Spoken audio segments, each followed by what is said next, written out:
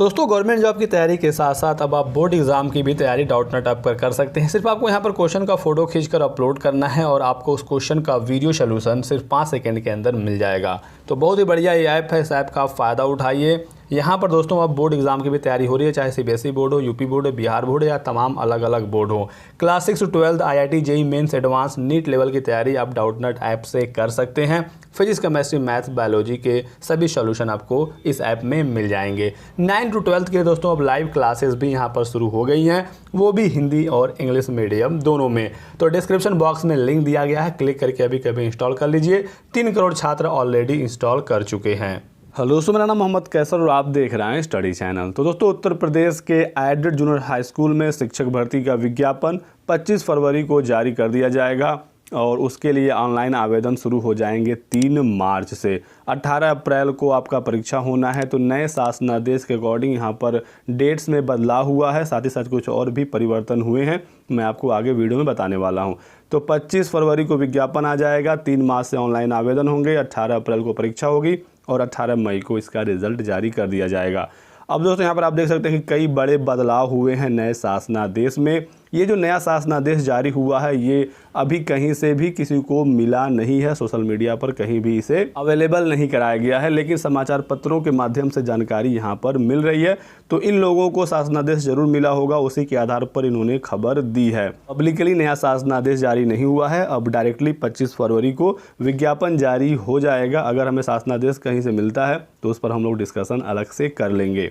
फिलहाल दोस्तों यहाँ पर सारी चीज़ें बताई गई हैं, इंपॉर्टेंट डेट्स बताया गया है और सबसे बड़ी चीज़ यहाँ पर ये दिया गया है, एग्ज़ाम पैटर्न था उसका कन्फ्यूज़न अब समाप्त हो गया है। यहाँ पर दोस्तों भाषा, विज्ञान, गणित व सामाजिक विषय में से कोई एक ही विकल्प आपको चुनना है, ये यहाँ पर क्लियर हो गया है। सबसे बड़ा कन्फ्यूजन था गणित और विज्ञान को लेकर। तो गणित का अलग पेपर होगा 100 नंबर का और विज्ञान का अलग होगा। जो भी आप चुनेंगे सिर्फ आपको वही हल करना होगा। तो ये यहाँ पर बहुत सारे छात्रों को राहत मिल गई है।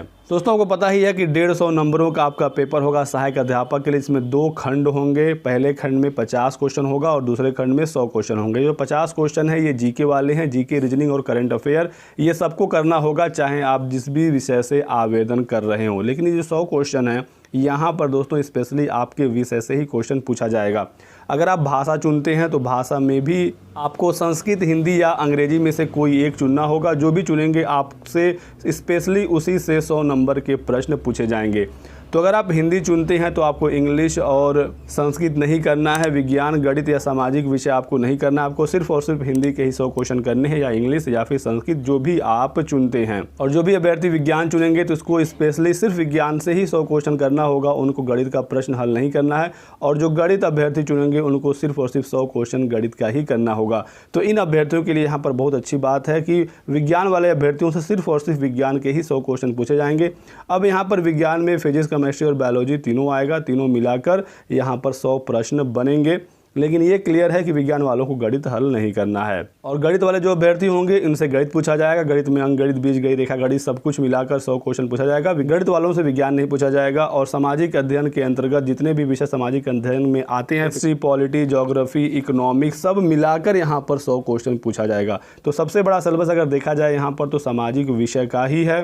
बाकी भाषा में भी जो आप चुनेंगे एक ही सब्जेक्ट के प्रश्न आएंगे। गणित ज्ञान में भी आपका सिर्फ विज्ञान से ही क्वेश्चन आएगा, गणित में खाली गणित से आएगा। लेकिन सामाजिक विषय के अंतर्गत बहुत सारे सब्जेक्ट होते हैं जिसमें पॉलिटी भी आएगा, हिस्ट्री भी आएगा, इकोनॉमिक्स भी आएगा, ज्योग्राफी भी आएगा। तो ये तमाम सब्जेक्ट सामाजिक विषय के अंतर्गत आएंगे। तो नए शासनादेश में ये चीज़ बिल्कुल क्लियर हो गया है कि आप जो चुनेंगे उसी से आपको 100 क्वेश्चन करना होगा। अब यहाँ पर दोस्तों एक कन्फ्यूज़न अभी भी बना हुआ है कि इन विषयों के लिए आवेदन कौन करेगा, इसकी योग्यता क्या होगी, कि भाषा के लिए कौन आवेदन करेगा, संस्कृत के लिए कौन करेगा, हिंदी के लिए कौन करेगा, अंग्रेजी के लिए कौन करेगा। ये दोस्तों अभी तक नहीं बताया गया है, ना ही किसी शासनादेश में और ना ही कहीं न्यूज़पेपर के माध्यम से। लेकिन जहाँ तक दोस्तों इन्फॉर्मेशन मिल रही है वो यही है कि ग्रेजुएशन का आपका सब्जेक्ट देखा जाएगा। आपने ग्रेजुएशन में अगर संस्कृत पढ़ा है या हिंदी पढ़ा है या अंग्रेजी पढ़ा है, जो भी सब्जेक्ट आपने ग्रेजुएशन में पढ़ा है वहाँ पर फाइनल ईयर का सब्जेक्ट आपका देखा जाएगा और उसी के आधार पर आप आवेदन कर पाएंगे। वैसे ही सेम गणित और विज्ञान के भी साथ होगा। और सामाजिक विषयों में भी अगर आपने इन विषयों को पढ़ा होगा अपने ग्रेजुएशन में, तो ही आप इन विषयों के लिए आवेदन कर सकते हैं, क्योंकि यहाँ पर स्पेशल जब सब्जेक्ट की भर्ती हो रही है तो आपका उसमें स्पेशलाइजेशन जरूर देखा जाएगा। बात करें योग्यता की, तो ग्रेजुएशन, कम से कम ग्रेजुएशन, उसके बाद आपका प्रशिक्षण, इसमें आपका बीटीसी हो सकता है या फिर डीएलएड हो सकता है या फिर बीएड हो सकता है, यानी कि टीचर ट्रेनिंग आपकी कंप्लीट होनी चाहिए। साथ ही साथ सीटेट या यूपी टेट का पेपर 2 पास होना चाहिए। बहुत सारे छात्र ये कमेंट करके पूछ रहे हैं कि उन्होंने सिर्फ ग्रेजुएशन किया है, क्या वो यहाँ पर आवेदन कर सकते हैं? तो बिल्कुल भी आप आवेदन नहीं कर सकते हैं। आपका ग्रेजुएशन होना चाहिए, उसके बाद बीएड बीटीसी होना चाहिए, और उसके बाद सीटेट या यूपी टेट का जो पेपर 2 होता है वो पास आप होने चाहिए, तभी आप आवेदन कर सकते हैं। फॉर्म भरने की लास्ट डेट है 17 मार्च, तो 17 मार्च से पहले आपकी सभी अहर्ताएँ पूरी होनी चाहिए, तभी आप इन पदों के लिए आवेदन कर सकते हैं। जो भी अभ्यर्थी 31 जनवरी का सीटेट दिए हैं पेपर 2, आप लोग यहाँ पर आवेदन कर पाएंगे अगर आप इस परीक्षा में पास हो जाते हैं तो। कुछ छात्र ये कमेंट कर रहे हैं कि क्या हम पहले शिक्षक भर्ती में शामिल हो सकते हैं, बाद में हम यूपी टेट दे लेंगे? तो ऐसा ही कोई व्यवस्था नहीं होती है।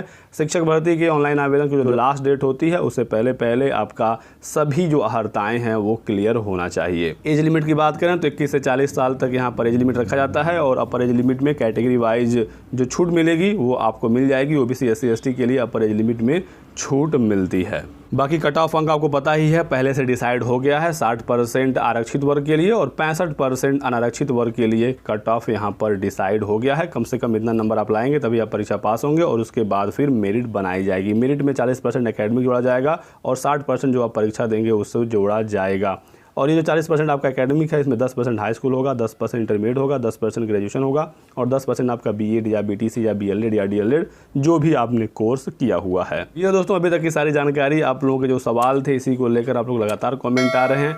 अब दोस्तों इंतजार करना होगा ऑफिशियल नोटिफिकेशन का या फिर शासनादेश का, जिससे हमें ये क्लियर हो सके कि एग्जैक्ट यहाँ पर विषयों की योग्यता क्या होगी। अभी तक एग्जैक्टली कहीं से भी इसके बारे में जानकारी नहीं दी गई है, तो थोड़ा सा आप इंतजार कर लीजिए, चीज़ें बहुत ही जल्दी क्लियर हो जाएंगी। तो इस वीडियो में दोस्तों बस इतना ही। वीडियो को लाइक एंड शेयर जरूर कर दीजिएगा, चैनल को सब्सक्राइब करके बेल आइकन दबाना मत भूलिएगा, ताकि आपको हमारे सभी वीडियोज़ के नोटिफिकेशन मिलते रहें। Thanks for watching.